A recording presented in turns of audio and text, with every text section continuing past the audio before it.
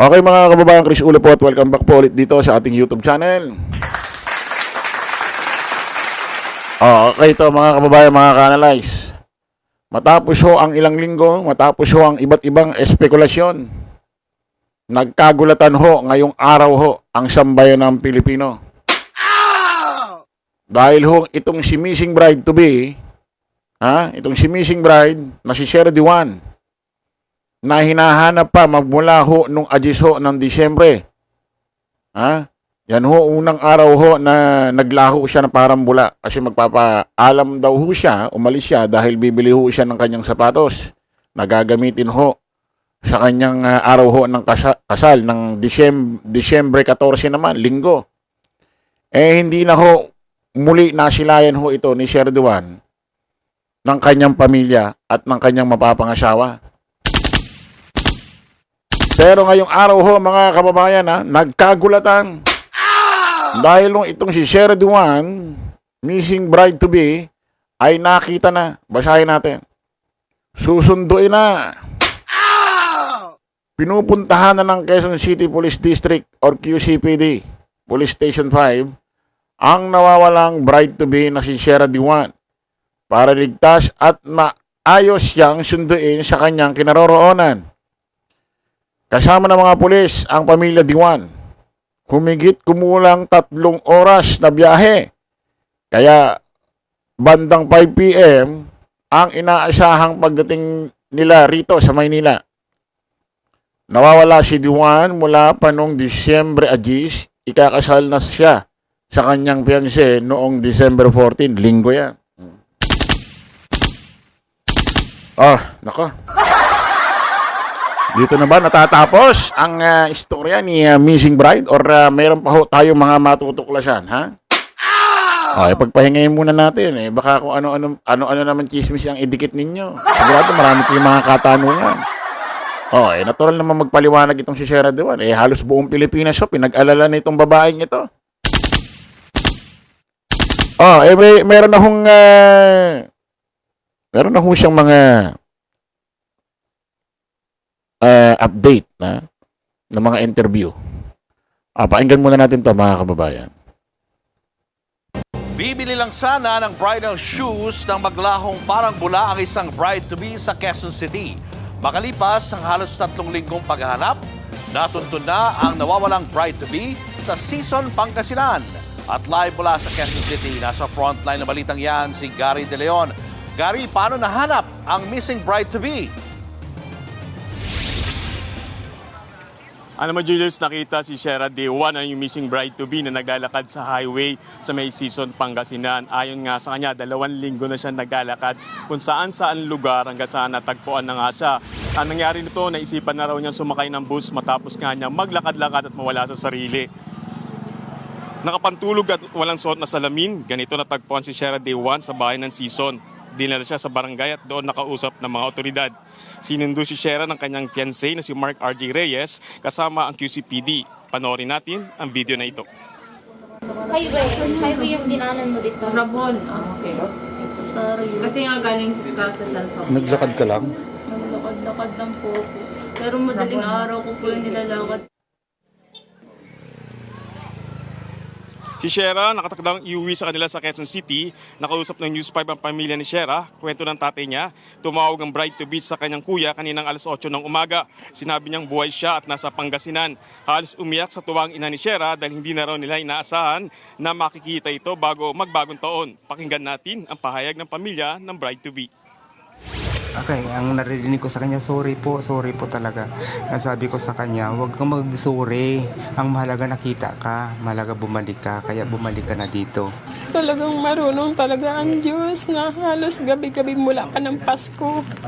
Hindi ako nakalimot na. Nag-stop muna natin. Bakit tatay, no? Okay, talo. Bakit? Anong nasa isip nyo? Kasi natutuwa lang kay tatay. Tuloy natin.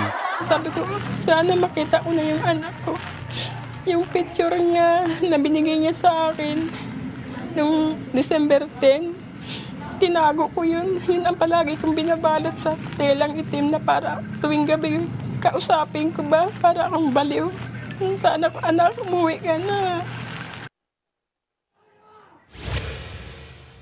Kwento ni Shera, sa mga pamilya, mula December 10, naglakad-lakad siya. Hindi raw niya alam kung saan pupunta. Tuliro at hindi niya raw maintindihan ang nangyayari hanggang sa sumakay raw siya ng bus patungo ng Pangasinan. Doon daw siya naglakad hanggang sa nakilala ng isang rider. Mistulang palabyo na raw si Shera at pagod na pagod sa paglalakad. Agad pumunta sa QCPD station pamilya ni Shera para i-report na nakita na ito ng isang rider sa Season Pangasinan. Pakinggan natin ang bahay ng kanyang kaanak. Parang sabog na yung ano niya, yung buhok niya. Sabog. Ngayon, ang ginawa sa kanya ng tinurn over siya sa barangay. Hindi niya alam kung saan siya papunta. Kasi isipin mo naman na ang tagal na po. Hinanap namin December 10 pa. Nawawala siya hanggang umabot ng Pasko. Wala pa rin. Kailangan magpahinga siya kasi ang daming dumaan sa kanya na problema. Kung saan ba, stress ba, sir? Nagpapasalamat ako sa inyo na ito yung gift niyo sa amin bagong taon. Oh, lumalabas parang itong si Shera Diwan, itong si Missing Bride, wala namang pinuntahang bahay, wala namang kumupkup sa kanyang pamilya, kaibigan, parang ganun lumalabas. Parang sa kanyang mga paliwanag, magmula nung nakita siya sa CCTV na ang outfit niya ay kulay black. Oh. Hindi na siya nakita. Para naglakad lang siya ng naglakad. Or may kumupkup sa kanya, may pinuntahan siya, kaso ayaw niya na sigurong madamay yung pamilya. Kasi parang imposible naman na lakad ka lang ng lakad magmula nung Agis. Diba? Oh, at wala raw pera itong si Diwan. Nadala eh. Oh. Paano kumakain ito? Kung ikaw hindi kumakain, sigurado hindi ka makakapaglakad-lakad dahil manghihina ka na. Maaring meron pang hindi mga sinasabi ito. Okay, pagpahingayin muna natin bago natin yung pagchismisan. Kaya talaga, Julius, tatanungin natin kung tuloy ba ang kasal matapos makita ni Shera. Sagot ng pamilya, magpapahinga muna si Shera at ipagagamot daw muna nila, pacheck nila ang health condition nito kung maayos at humingi sila ng privacy. Pero sa ngayon, masaya ang bagong taon nila at ngayong araw, ngayong gabi ay pagdating ni Shera ay ihahanda nila yung paborito nitong pagkain na sinigang. Balik sa inyo, Julius. Gary, napaliwanag ba ni Shera sa mga otoridad kung ano ang dahilan kung bakit niya ginawa itong paglalakad na ito?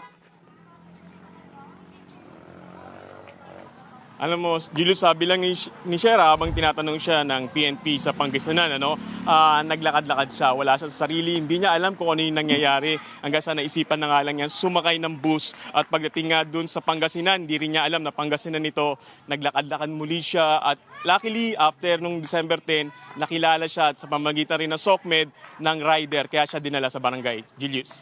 So wala siyang naikwento, Gary, kung may kinalaman ba dun sa kanyang nalalapit na kasal?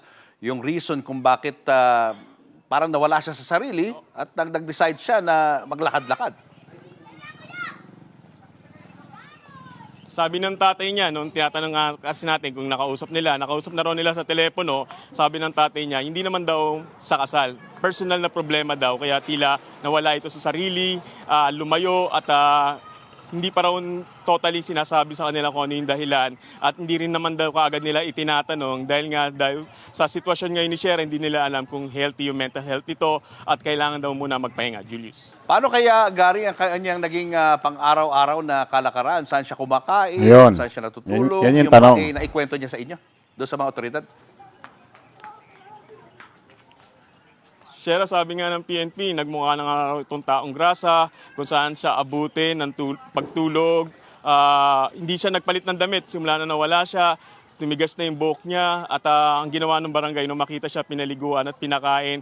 Totally hindi niya maikwento kung ano talaga yung nangyari sa kanya. Parang nga raw siyang nakatulog mula noong December 10 at medyo lito pa rin siya hanggang sa huling kinakausap siya. Sa ngayon, sa Season Pangasinan siya. Bago ibalik dito ay kinuha muna siya ng statement, pinag-relax muna para maging maayos yung turnover sa pamilya ngayong gabi. Julius. Maraming salamat, Gary De Leon. Marami talagang dapat talaga rito pakainin muna, pagpahingahin.